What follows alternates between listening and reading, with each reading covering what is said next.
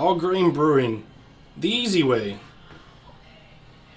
Now I used the most simplest equipment because I wanted to get down the principles correctly, and all grain can be pretty intimidating when you're going to extract. But I found a very simple way with a minimal amount of equipment that produces really great beer, and you can always upgrade all your equipment later. But I've been using the same stuff for like 2 years now. I've gotten some really good beer out of it. First off, you have your grain,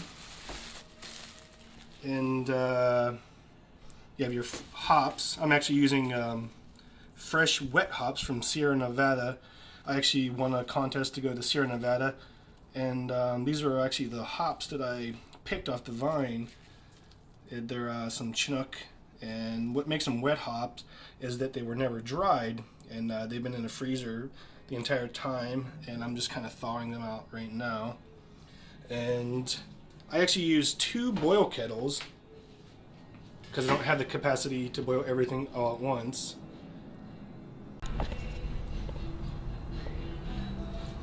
So I've already cracked my grain at the brew place. You can't do the grain while it's whole. You have to actually crack it so you can get to the center of the kernel. That's where a lot of the fermentable starches are.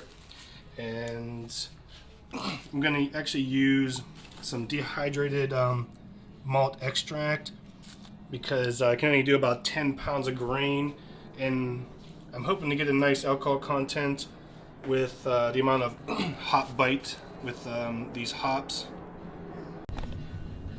Also, a lot of people use a lot of different methods for sterilization and cleaning of their equipment, but I actually found that a big sink with some water and just a little bit of bleach.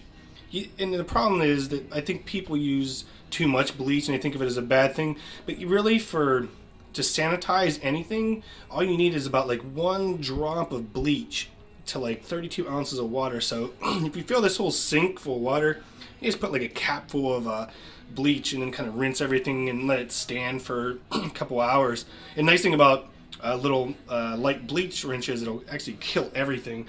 And in a matter of a couple hours, the bleach actually turns into a gas, and then when you're about to use it, you just kind of rinse everything. It's like super cheap and super effective, but I think people just overdo the bleach.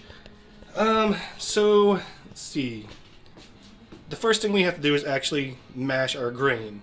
The term mash, it's just basically we have to take all this grain and we have to like heat it to a certain amount of temperature with water. In this case, it's like between 150 and 160. And there are different variations of different step temperatured mashing you can do. But this, in this case, we're just going to do like a single step infusion mash. Basically, we're going to heat about 3 gallons of water up in here. It's just a regular boil kettle I'm using for my mash.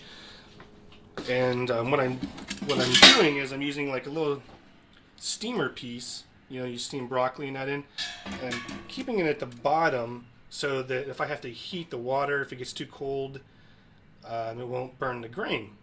And I'm actually using just a giant grain bag for my whole grain. You don't need like all your false bottoms and all your expensive equipment. You just put all your grain in this big giant bag, and you mash it in here for about 1 hour between 150 and 160. And this way you can keep it on the stove and regulate your temperature. I also use a probe thermometer. It's kind of works very well. You just kind of keep this in there the whole time, and it gives you the temperature. Or you can use an instant read thermometer. It would work just fine. And for the sparge, I just kind of use a cooler, and then I lift the grain out of the mash, and I'll show you that a little bit later. And okay.